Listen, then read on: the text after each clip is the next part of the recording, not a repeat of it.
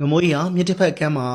တန်သူမာဆိုရင်မိချောင်းမနဲ့နေမြင့်အငင်းပွားမှုကြောင့်တိုက်ခိုက်ခဲ့ပြီးတော့တန်သူမာရဲ့လက်တစ်ဖက်ပြတ်ထွက်သွားခဲ့ပါရီဒီလိုနဲ့တန်သူမာဟာ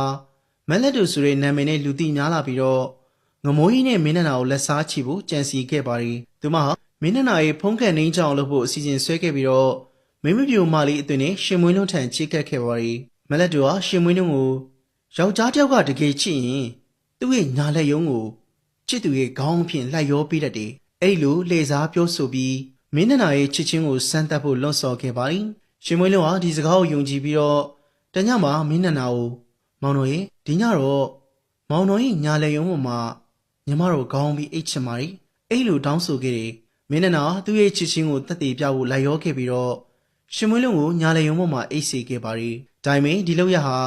ယောက်ျားတစ်ယောက်ရဲ့ဖုံးကန်ကိုနှိမ်ချစေလို့ယုံကြည်ခဲ့ကြပါရီမက်လက်တို့ဟာမင်းနနာရဲ့ဖုံးကန်နှိမ်ချသွားတဲ့ခွင့်ရိုးကိုအသုံးချပြီးတော့အပြန်လမ်းမှာမိချောင်းအုပ်စုနဲ့တူ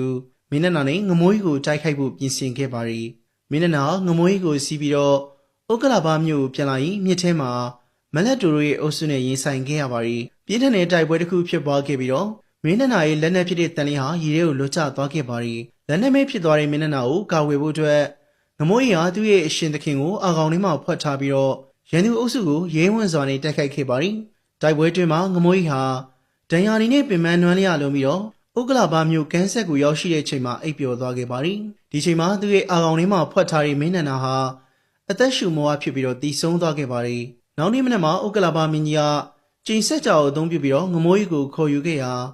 မင်းနန္ဒာရဲ့အလောင်းကိုတွေ့ရှိခဲ့ပြီးတော့ကြေကွဲဝမ်းနည်းခဲ့ပါရီငမိုးကြီးဟာသူ့ကြောင့်အရှင်သခင်တည်ဆုံးရတယ်လို့ဝမ်းနည်းစွာနဲ့ရှောက်တင်ခဲ့ပါရီအရှင်မင်းကြီးကျွန်တော်မျိုးရဲ့မစင်မကျင်လုပ်ရကြောင်း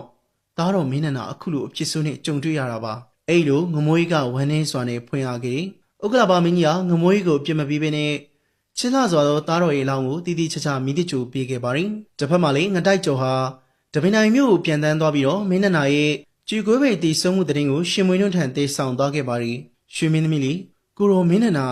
နေရဆန်သွားပါပြီအဲ့လိုငတိုက်ကျော်ကရှောက်တင်ခဲ့တယ်ဒီသတင်းကိုကြားတဲ့ချိန်မှာရှင်မွေးနှုတ်ကနှလုံးကြည်ကွဲပြီးတော့မောင်တို့ရဲ့ညီမတို့ကြောင့်ဒီလိုအဖြစ်ဆိုးနဲ့ကြုံရတာပါအဲ့လိုငိုကြွေးနေရာမှာပဲလဲကျတည်ဆုံးသွားခဲ့တယ်သူမရဲ့ဖခင်ဖြစ်သူဘောဂတိနာမင်းကြီးကလည်း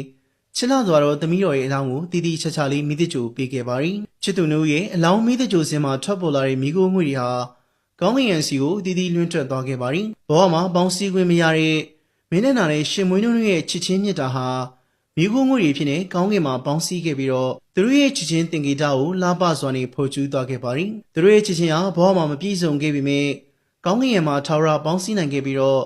ဒီဇလန်လေးဟာချစ်ချင်းမြတ်တာရဲ့တန်မိုးနဲ့